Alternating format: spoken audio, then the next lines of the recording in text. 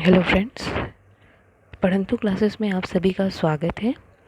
जैसा कि हम अपने पार्ट ऑफ स्पीच के वेरियस टॉपिक कंप्लीट कर चुके हैं, आज उसी क्रम में हम अपना नेक्स्ट टॉपिक देखने वाले हैं और वो है हमारा कंजंक्शन। ठीक है, कंजंक्शन जो होते हैं इससे भी क्वेश्चंस जो होते हैं वो अराइज होते हैं। तो चलिए फिर हम स्टार्ट करते हैं हमारा कंजंक्शन। देखिए, कंजंक्शन क्या होता है? It is a word use to join the two words, phrases और द सेंटेंसेस। ठीक है, एक तरीके से हम ये कह सकते हैं कि कंजंक्शन, ठीक है, यहाँ पे खुद खुद ही इसके वर्ड में है कंजंक्शन। ठीक है, मतलब ये क्या करता है? जॉइन करने का काम करता है, जोड़ने का काम करता है। ठीक है, अब it may be two words, it may be two phrases और it may be two sentences. ठीक है, ये कुछ भी हो सकते हैं। अब देखिए, इसको हम लोगों ने दो पार्ट में डिवाइड किया है। एक कुछ ऐसे जॉइनिंग वर्ड्स होते हैं जो सिंगल यूज़ होते हैं, ठीक है, और कुछ ऐसे होते हैं जो पेयर्ड में यूज़ होते हैं। तो वन बाय वन हम उनको डिस्कस करेंगे। पहले हम देख रहे हैं सिंगल वर्ड्स जो हम जॉइन करने के लिए यूज़ करते हैं। ठीक है, देखिए इसमें सबसे पहला आता है कि अगर टाइम की हम बात करते हैं तो ऐसे कौन कौन से वर्ड्स हैं जो एज अ कंजंक्शन हम यूज़ करते हैं। ठीक है, देखिए सबसे पहला आता है हमारा बिफोर, सेकेंड व्हेन, सिंस और टिल, है ना। ये सारी चीज़ें होती हैं जो हम टाइम के रिस्पेक्ट में यूज़ करते हैं। देखिए सबसे पहले आता है बिफ़ोर। तो बिफ़ोर का आप किस किस सेंस में यूज़ करते हैं? पहले के सेंस में यूज़ करते हैं। ठीक है, जैसे मैंने यहाँ पे एग्जांपल लिखा हुआ है, the bus left before I reached, है ना, मेरे पहुँचने से पहले ही जो बस थी वो जा चुकी थी, है ना। तो ये भी टाइम बता रहा है कि पहले या बाद, है ना, तो पहले बता रहा है ये। फिर दूसरा आता है व्हेन। ठीक है, when as a interrogative word हम लोग जानते हैं, लेकिन व्हेन हमने पहले भी पढ़ा हुआ है कि ज्वाइनिंग के लिए हम लोग यूज़ करते हैं, है ना। तो यहाँ पे व्हेन जो होता है उसका यूज़ होता है जब, है ना।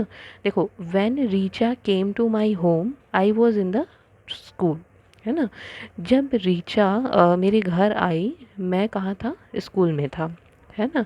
तो देखिए यहाँ पे व्हेन से जुड़ा हुआ वो बता रहा है कि जब, है ना, जब वो आई तब मैं यहाँ था। तो इस तरीके से ये भी सेंटेंस जॉइनिंग का काम कर रहा है। ठीक है, फिर दूसरी चीज़ आती है आपकी सिंस। तो सिंस हम लोगों ने देखो, सिंस भी वो से के वर्ड में हम लोग यूज़ करते हैं। तो देखो यहाँ पे जैसे कि एग्जांपल है, nothing has change in you since I saw you, है ना। मतलब मैं तुमको जब से देखा है, ठीक है, मैंने तुमको जब से देखा है तब से तुम्हारे अंदर कोई चेंज नहीं है। Nothing has change in you since I saw you. ठीक है, मतलब मैं तुमको जब से देख रहा हूँ या देख रही हूँ, है ना। तो ये भी सेंस के सिंस जो है वो यूज़ हो गया। फिर नेक्स्ट आता है टिल, वेट टिल आई कम, है ना।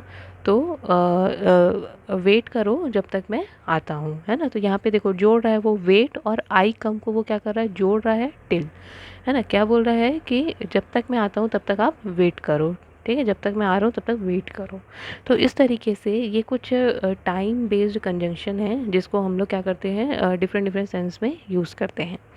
फिर नेक्स्ट आता है, जैसे अगर आपको किसी भी चीज़ का कारण बताना है या रीज़न बताना है, तब आप कैसे यूज़ करोगे? तो बिकॉज़ का भी यूज़ होता है, एज़ का भी यूज़ होता है, और सिंस। देखो, सिंस का यूज़ पहले हम लोगों ने टाइम के लिए भी यूज़ किया, और अभी हम लोग क्या कर रहे हैं? उसका यूज़ का रीज़न बनाने के लिए भी यूज़ कर रहे हैं। ठीक है, रीज़न बताने के लिए। जैसे देखो, I am unable to do this because I am tired, है ना। मैं इसको नहीं कर सकता क्योंकि मैं थक गया हूँ। तो यहाँ पे आपने कारण बता दिया कि मैं इस चीज़ को नहीं कर सकता। तो क्यों नहीं कर सकता? क्योंकि मैं थक गया हूँ, है ना। उसी तरीके से एज़ जो होता है उसका कैसे यूज़ हो रहा है? ये देखो, अब सबकी पोजीशन भी चेंज हो रही है ना। आप इसको भी थोड़ा सा ध्यान में देंगे। जैसे बिकॉज़ है वो हमारा बीच में यूज़ हो रहा है ना। हालांकि आप ऐसे भी बोल सकते हैं, आई एम अनेबल टू टायर्ड, है ना। अब देखिए, एज़ जो होता है इसको हम लोग कैसे यूज़ कर रहे हैं? इनिशियल में यूज़ कर रहे हैं। तो as my father has grown the old he can not work hard. ठीक है, जैसे जैसे मेरे फादर जो होते हैं, जैसे मेरे फादर बूढ़े होते जा रहे हैं, वो वर्क हार्ड नहीं कर पा रहे हैं, है ना, हार्ड वर्क नहीं कर पा रहे हैं, ये यहाँ पे बोला जा रहा है। उसी तरीके से एक सिंस वाला आता है, since he has unwell, he was unwell he did not attend the class, है ना। क्योंकि वो अनवेल है, सही अच्छा फील नहीं कर रहे हैं, इसलिए वो क्लास अटेंड नहीं करेंगे, है ना, या नहीं कर रही, नहीं करी कर रही थी, जो भी बोले आप। ठीक है। तो इस तरीके से हम लोग क्या करते हैं, सिंस का भी यूज़ कारण या रीज़न बताने के लिए यूज़ कर रहे हैं। फिर एक आता है आपको रिज़ल्ट अगर बताना है तो उसके लिए हम लोग क्या करते हैं, सो दैट का यूज़ करते हैं। ठीक है, जैसे she worked so hard that his health broken down. ठीक है, मतलब वो बहुत ज़्यादा हार्ड वर्क करी है जिसके कारण क्या होता है, उसका हेल्थ जो है वो डाउन हो रहा है ना। तो ये चीज़ें हो गई हमारे रिज़ल्ट में हम लोग क्या कर रहे हैं, सो दैट का यूज़ कर रहे हैं। एक्चुअली ये सारी चीज़ें आप यूज़ करते हैं, ठीक है, इसलिए बहुत ज़्यादा इसको स्पेसिफाई करने की ज़रूरत नहीं है कि आप कहाँ पे यूज़ करेंगे, है ना।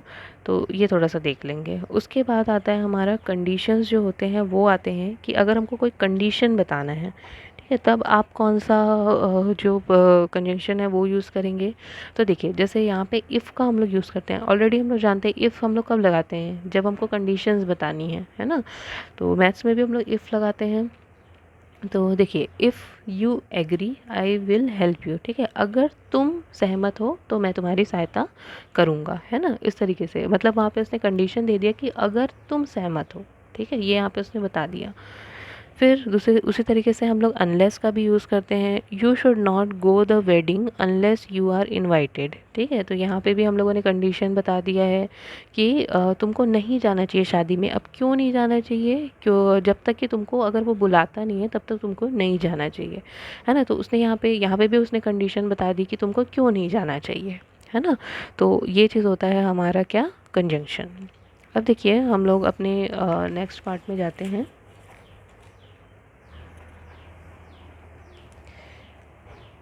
अब देखिए, नेक्स्ट आता है हमारा कि अगर हमको कंपैरिजन करना है ना। अगर आपको कंपैरिजन करना है तो तब आप किन कंजंक्शंस का यूज़ करें। जैसे देन होता है और एक एज होता है ना। जैसे एब्स इज़ टॉलर देन अबूज, है ना। यहाँ पे आपने क्या किया, देन का यूज़ किया क्योंकि आप कंपैरिजन कर रहे हैं ना। ये पीछे हम लोगों ने पढ़ा हुआ है, जब हमने एडजेक्टिव पढ़ा था तो उस समय कंपैरेटिव डिग्री पढ़ी थी।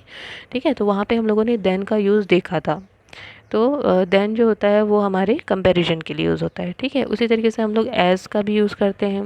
ठीक है, तो देखो यहाँ पे आप कैसे बोल रहे हो, Abs is as tall as I M.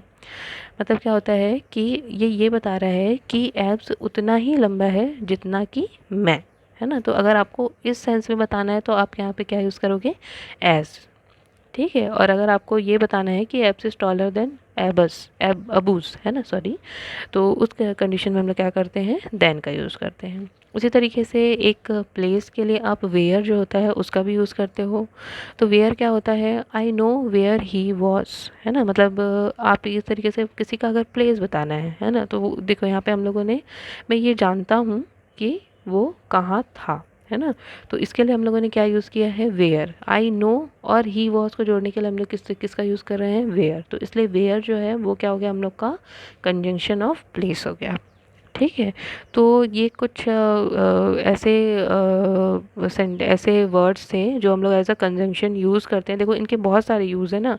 जैसे वेयर होता है उसको हम लोगों ने बहुत सारी चीज़ों में पढ़ा है ना। आपने उसमें पढ़ा है, नाउन में पढ़ा है, प्रोनाउन में पढ़ा है, इंटरोगेटिव जो सेंटेंसेस होते हैं उसमें पढ़ा है। उसी तरीके से देन का भी बहुत सारे यूज़ पढ़ा है। ठीक है, तो हम लोग इसको ऐसा ये नहीं बोल सकते कि सिर्फ ये कंजंक्शंस ही होते हैं। ठीक है, ये जो वेयर होता है उसका यूज़ आप बहुत सारी चीज़ों में करते हो, है ना। तो ये चीज़ें जैसे इंटेरोगेटिव नाउन हो गया, आपका प्रोनाउन हो गया, इन सारी चीज़ों में हम लोग यूज़ करते हैं। तो अगर आपको बस ये आइडेंटिफाई करना है कि अगर ये जॉइनिंग पर्पस से यूज़ हो रहा है, दो चीज़ों को जॉइन करने के लिए यूज़ हो रहा है, तब वो क्या है, कंजंक्शन है। ठीक है, तो आप, मेरे ख्याल से आप सभी अवेयर हैं कि इन चीज़ों को हमको कैसे यूज़ करना है। अब देखिए, ये होगा सिंगल वर्ड वाले कंजंक्शन। अब नेक्स्ट हम लोग आते हैं पेयर्ड कंजंक्शन में। ठीक है, तो देखते हैं पेयर्ड कंजंक्शन। देखिए, पेयर्ड कंजंक्शन में क्या होता है, इसमें भी आपको मेरे ख्याल से मोस्ट ऑफ जो हमारे पेयर्ड कंजंक्शन है उनसे आप अवेयर हैं। ठीक है, आपको नॉलेज है उन चीज़ों का। ठीक है, तो चलिए देखते हैं। देखिए, सबसे पहला होता है आइदर और, या होता है नाइदर नॉर, है ना। देखो, अगर हम क्या करते हैं, दोनों में से किसी एक चीज़ को चुनते हैं या तो नहीं चुनते हैं, तो हम लोग क्या करते हैं, आइदर और नाइदर नॉर का यूज़ करते हैं। ठीक है, या तो ये या तो वो, है ना। अगर इस मीनिंग से आप किसी भी वर्ड का इस मीनिंग में आप सेंटेंस बनाना चाहते हैं तो आप आइदर और का यूज़ करेंगे। उसी तरीके से आप ना तो ये ना तो वो, है ना। अगर आप इस मीनिंग में आप कोई भी सेंटेंस बनाना चाहते हो तो हम लोग क्या करते हैं, नाइदर नॉर का यूज़ करते हैं।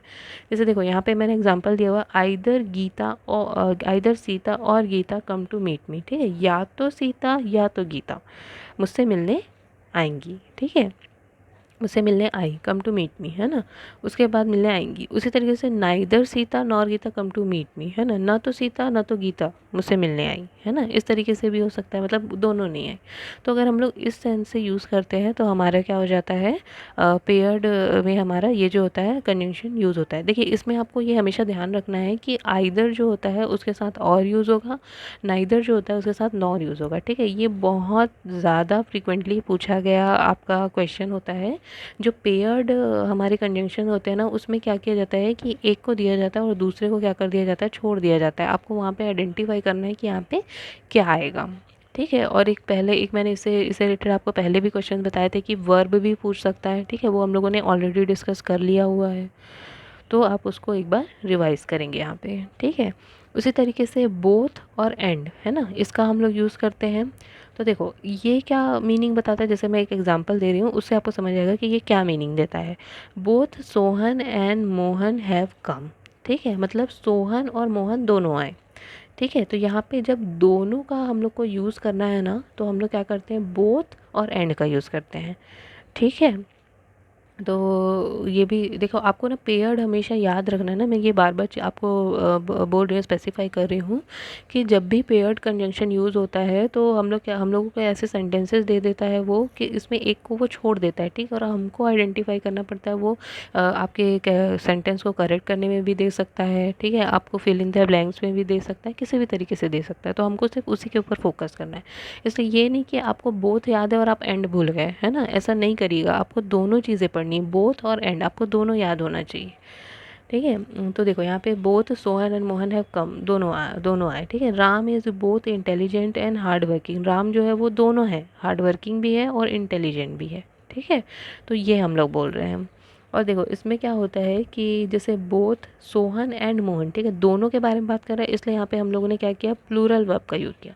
लेकिन जब नेक्स्ट सेंटेंस में हम लोग बात कर रहे हैं तो वो सिर्फ राम के बारे में बात कर रहा है और उसकी दोनों क्वालिटीज़ को बता रहा है, इसलिए यहाँ पे इज़ का यूज़ हुआ है, ठीक है। ये हमेशा ध्यान रखिएगा कि हम लोगों ने बोथ को दो तरीके से यूज़ किया है। बोथ सोहन एंड मोहन एक सब्जेक्ट के साथ यूज़ किया है और दूसरे में क्या किया हम लोगों ने, एक तरीके से ऑब्जेक्ट के साथ यूज़ किया है, ठीक है। और हमेशा जो वर्ब होता है वो नाउन के अकॉर्डिंग लगता है, ये हमेशा ध्यान रखिएगा। इसलिए फर्स्ट सेंटेंस में क्या हुआ है, आपका प्लूरल वर्ब लगा हुआ है, लेकिन सेकंड सेंटेंस में आपका जो अकॉर्डिंग टू नाउन यहाँ पे सिंगुलर वर्ब जो है वो लिखा हुआ है, ठीक है। फिर नेक्स्ट आता है हमारा नो सूनर देन, ठीक है, मतलब इसका हिंदी मीनिंग अगर आप देखोगे तो ज्यों ही और त्यों ही हम लोग बोलते हैं ना, तो वो चीज़ आती है। और इसका देखो दो स्ट्रक्चर होता है, आप दोनों में से कुछ भी यूज़ कर सकते हैं, और ये बहुत ज़्यादा बार पूछा गया क्वेश्चन है, ठीक है। अगर आपका पीएससी में नहीं भी पूछता है तो जो अदर एग्ज़ाम्स होते हैं उसमें भी ये डिस्कस किया हुआ है, ठीक है। तो इसलिए मेरे हिसाब से आप इस चीज़ को थोड़ा सा ध्यान में रखेंगे। तो देखिए नो सूनर के साथ आप डिड भी यूज़ कर सकते हैं और नो सूनर के साथ आप हैड भी यूज़ कर सकते हैं, ठीक है। अगर आप डिड का यूज़ करते हैं तो आपको वर्ब का फर्स्ट फॉर्म यूज़ करना पड़ेगा, और अगर आप हैड का यूज़ करते हैं तो वर्ब का थर्ड फॉर्म यूज़ करना पड़ेगा, ठीक है। तो ये ध्यान रखिएगा, ये इसका स्ट्रक्चर है जो बहुत इम्पॉर्टेंट है, ठीक है। इसमें कैसा क्वेश्चन दिया जाता है कि आपको वर्ब छोड़ देता है, ठीक है, या फिर कभी क्या करता है कि डिड और हैड को छोड़ देता है और नो सूनर का यूज़ करता है। एक तीसरा टाइप ये होता है कि नो सूनर लिखेगा, हैड भी लिखेगा, डिड भी, हैड लिखेगा, सब्जेक्ट लिखेगा, वर्ब का थर्ड फॉर्म लिखेगा, लेकिन देन को भूल जाता है, ठीक है। तो अब वहाँ पे आपको उस चीज़ को करेक्ट करना है। इस तरीके से तीन तरीके होते हैं जिससे ये क्वेश्चन जो होता है वो अराइज होता है, ठीक है। अब देखो इसका एग्जाम्पल अगर हम लोग देखते हैं तो no sooner did the train reach at the platform then people rush toward the compartment, ठीक है। मतलब जो ही ट्रेन जो होती है वो प्लेटफॉर्म पे पहुंचती है, त्यों ही जो लोग होते हैं वो कंपार्टमेंट की तरफ क्या करते हैं, भीड़ बढ़ाना चालू कर देते हैं, है ना, कर दिया था, ठीक है। यहाँ पे डिड है तो कर दिया था, तो इस तरीके से है, ठीक है। इसका एक नेक्स्ट एग्जांपल मैंने आपको दिया हुआ है, no sooner had she entered into the class then the children stood up, ठीक है। जैसे ही वो ज्यों ही या जैसे ही वो क्लास में एंटर किया, जैसे ही उन्होंने क्लास में एंटर किया वैसे ही बच्चे खड़े हो गए, है ना, तो ये चीज़ होती है। उसके बाद हमारा नेक्स्ट आता है नॉट ओनली बट ऑल्सो, है ना, ना सिर्फ ये बल्कि ये भी, है ना। तो not only he but also I have to go there, ठीक है, मतलब सिर्फ उसे नहीं मुझे भी जाने की ज़रूरत है ना। नॉट ओनली ही, न सिर्फ वो, but also I have to go there, ठीक है, बल्कि मुझे भी जाने की ज़रूरत है ना। तो ये चीज़ है। उसका सेकेंड एग्जाम्पल हम लोगों ने देख लिया है, देखो यहाँ पे लिखा हुआ है she looked after not only Mohan but also Sohan, ठीक है, वो क्या करती है, न सिर्फ मोहन बल्कि सोहन की भी देखभाल करती है, ठीक है। तो ये आपका इस मीनिंग में अगर आपको बोलना है तो आप यहाँ पे यूज़ करेंगे।